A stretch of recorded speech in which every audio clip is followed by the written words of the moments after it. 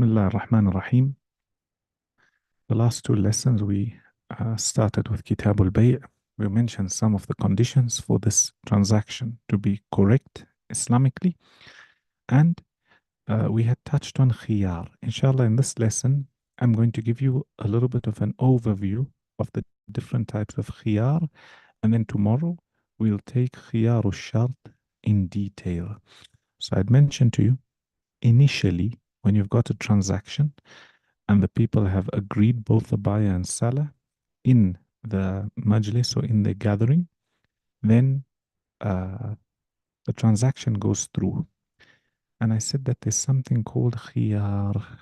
Kha, ya, alif, and ra. Khiyar literally comes from the word or the meaning to have a choice, i.e., with this khiyar, either the buyer or the seller has the choice to carry on with the deal or go through with the deal.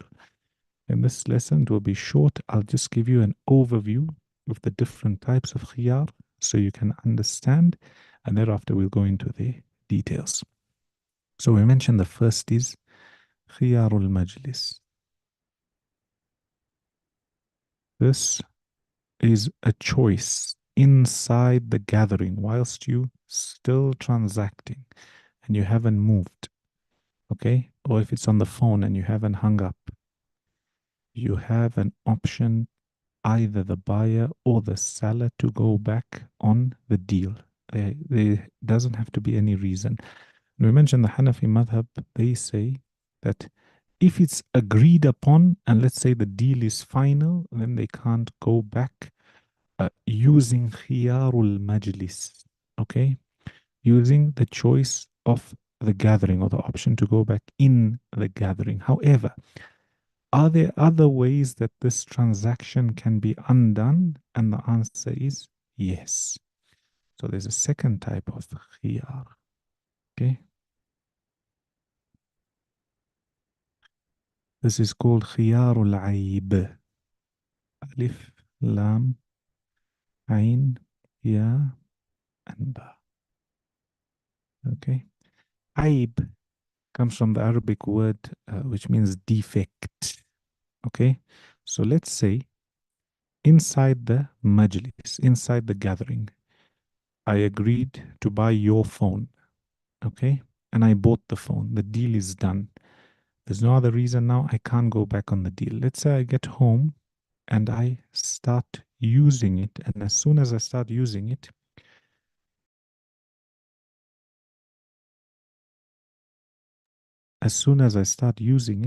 I realize that it doesn't work, or there's a problem with it, or there's a defect with it. Here, even though I missed the first choice, I can still go back to the seller and tell him that there is a problem or there is a defect with this phone that he sold me or this phone that she sold me. What's this? This is khiyarul aib. The buyer has an option to undo the deal because of a defect found in the product. And we could also extend this to say the seller, for example. Let's say you do a deal and the deal is done. After that, you go back home and you sold the phone. When you get home, you realize that from the $100 they gave you, you've got a $20 bill that's a counterfeit, that's fake. Here, you would have found a problem in the money or in the medium of exchange. So you can go back on it. What's wrong? There's a defect or there's a problem. And it does happen. Next is khiyarul ghabn. Okay. So let's say, for example, the guy missed khiyarul majlis. Everything was agreed upon. He can't go back on the deal. He gets home. There's no problem with the product. Then there's something called al-ghabn, alif, lam, ghain, ba, and nun. Okay. Ghabn comes from the word meaning to be cheated or to be ripped off. It's mentioned, recorded, there was a man at the time of the Messenger Sallallahu Alaihi Wasallam he used to get cheated a lot. Cheated in the sense that, uh, let's say something, let's say this appliance here, this thing in my hand is worth $5, and a person gets ripped off and is charged $50 or $100, and you know that that's not the market price. Rather, the seller is just taking advantage of the weak person in front of them. If they stipulate in the transaction that la khilaba, or I'm buying on condition that I'm not being ripped off. If I find that you've cheated me in any way, or you've ripped me off in any way, I can go back on the transaction. And here, a person is allowed to do that. Obviously, we're going to go into the conditions. But if the price is slightly higher or slightly lower, then there's no harm. And same with the seller.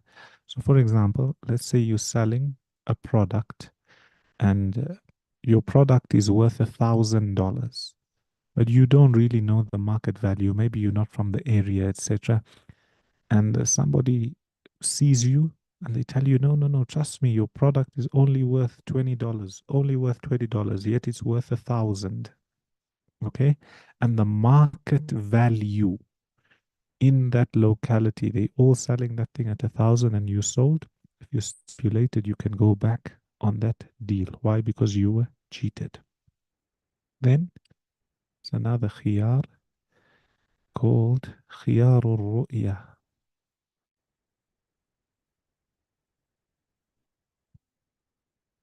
Ar-ru'ya. Ru'ya from the word ra'a, which means to see. So here, for example, let's say they agreed on the deal. The deal is done.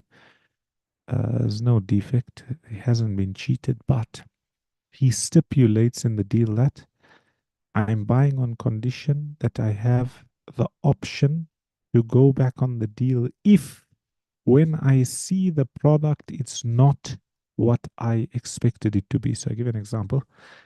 Let's say you're buying a car from somebody and you agree online the price and you agree everything and you did the transfer or whatever it may be.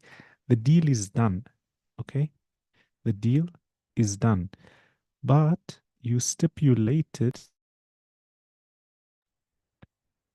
you you stipulated that I'll go through or I'll commit 100% to the deal once I see it. Let's say you saw it and it was fine, you carry on with the deal. But if you see it and you're not satisfied or you're not happy here, you can go back on the deal. Okay. These are the four main types of khiyar, and more importantly, is you understand the concept. Some of the others do mention different khiyarat.